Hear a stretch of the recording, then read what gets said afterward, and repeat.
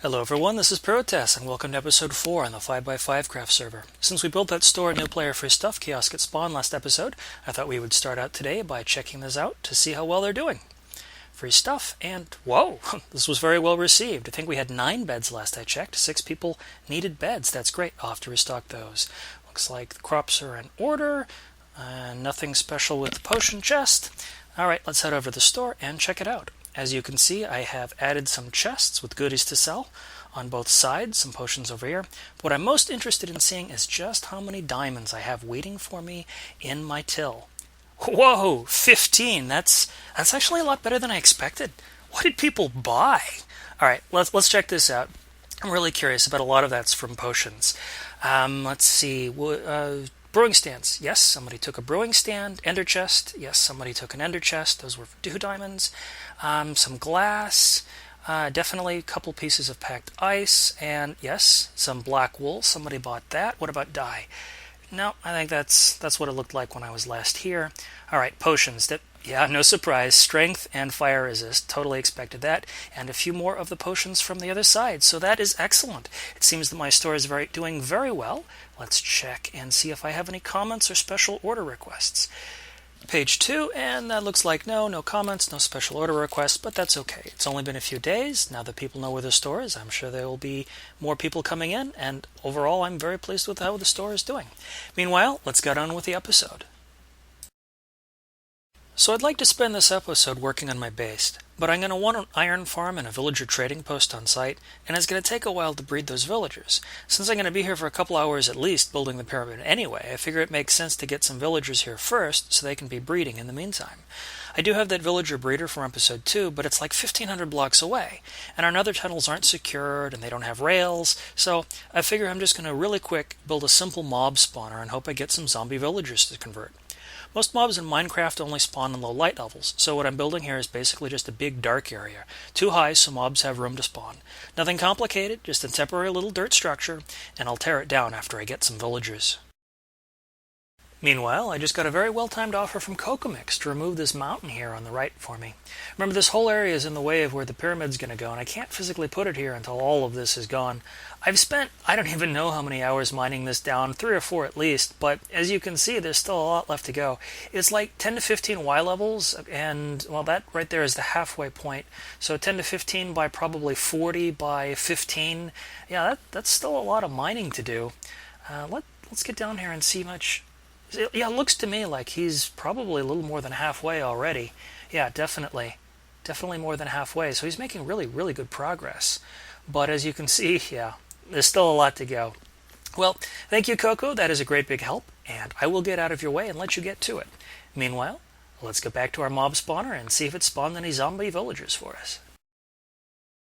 Alright, let's open this up and see what we have. Some skeletons, which was not what we were looking for, but that's alright. It's a big spawning area. Let's just kill these off, and I see some spiders in the distance, but hopefully we'll have some zombie villagers. More skeletons. Come on, I don't want spiders. Come on, just...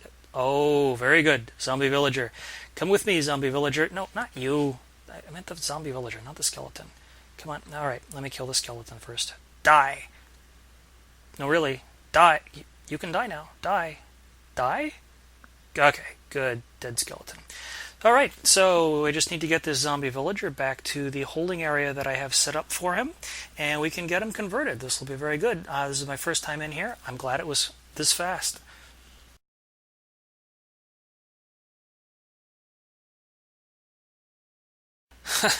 So after getting him in there, I realized they didn't have any way to convert him.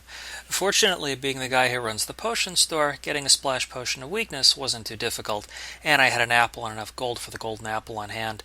So let me just position this guy here. I don't want to miss. I've done that before. It's a nuisance. And there. Okay. Now, just eat the apple, and we're set. In previous versions, it used to take this process up to 5 minutes, and they would summon zombies, so you'd have to box them up and wait. Now it's usually over in a few seconds. Sometimes it's instant.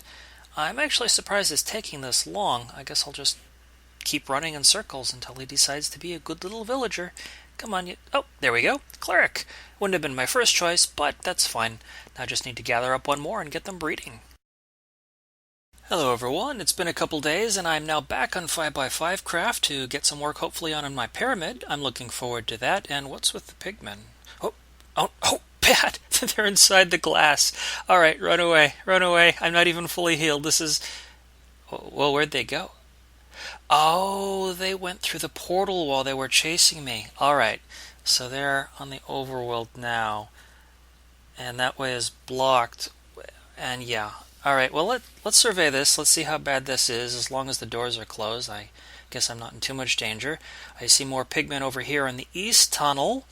3 of them. What's the deal with... Are you stuck in the glass? Alright, well I guess as long as you can't get through that torch and fence, but kind of don't want to go through there. Alright. Whoa. Look at that. 1, 2, 3, 4, 5, 6... I can't even count. There's so many of them. Alright, well I'm definitely not going out through the west tunnel. What about north? This is the shortest way back to my base, but there are a bunch of pigmen there too. I don't really want to go that way. Yeah, I'm not really sure what to do here. If I go through the portal, there are pigmen who've already gone through. If I go through any of these doors, I'm going to have to fight them, and then I'll end up angering more and creating the whole pigmen cascade of doom.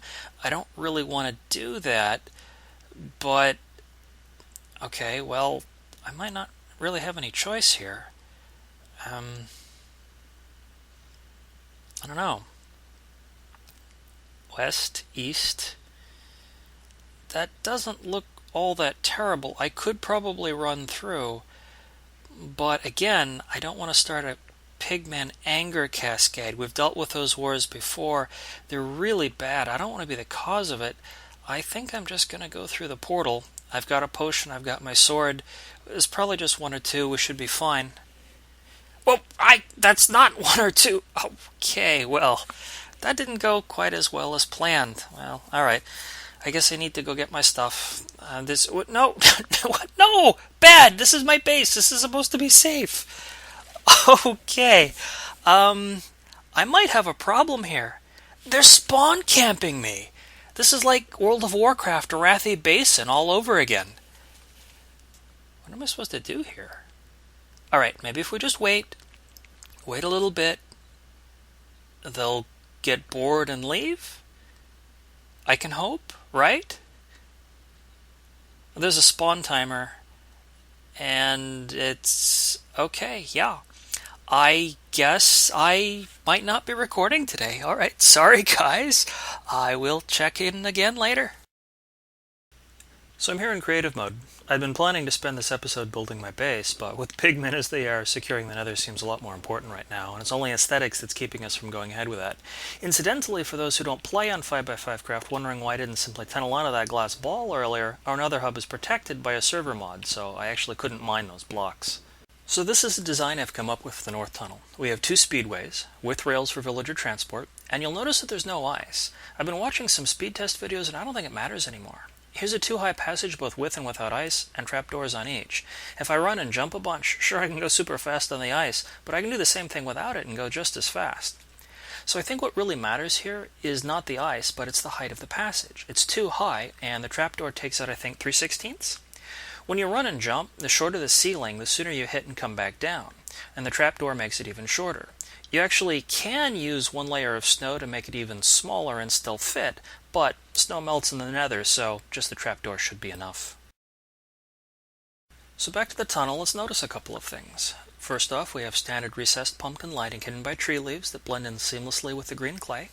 It is very resource light. This is all clay and stone, pumpkin and leaves, plus the rails and the trapdoors. None of this having to farm 10,000 blocks of nether quartz, or AFK for weeks at a farm just to build the next section of tunnel. Next, the 2-block alternating pattern here means that intersections don't interrupt it. Here's a side tunnel, and you can see that the corner block here and the corner block here both match. And if you move the tunnel 1 block in either direction, it'll still match. It'll just end up being the other block that's on the corner. It doesn't matter if the side tunnel's 1, 3, 5, or any odd number of blocks wide, the corners on this will all still match. Way too often, I see people use wooden beams on tunnel walls and ceilings, all spaced like 7 to 10 blocks apart, so all their side tunnels end up being off-center. This, you can cut into it anywhere, and it'll all still look the same. Finally, the most important thing is whether even lasty pigmen can spawn here.